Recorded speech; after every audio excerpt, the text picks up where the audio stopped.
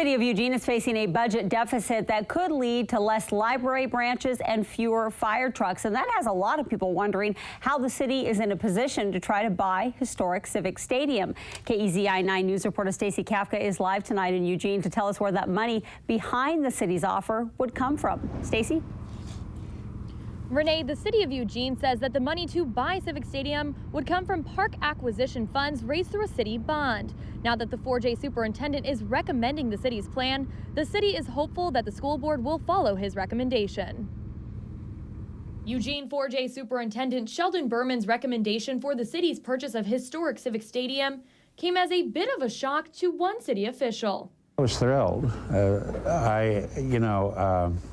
And very pleasantly surprised. And it's great news. It's great news for the people that want to see that space preserved as public space and returned to active public use as a sports and entertainment venue. George Brown says he's rallied for years to save the historic ballpark.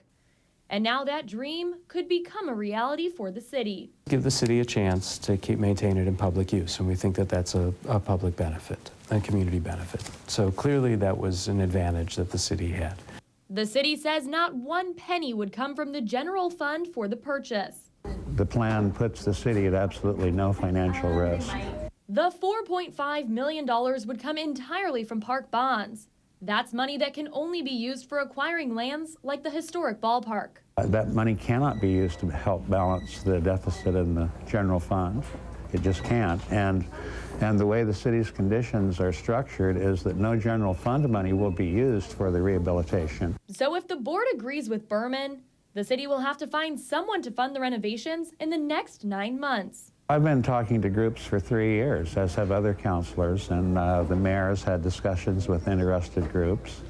And so the hope is that they would step forward and present more detailed plans to make it all work.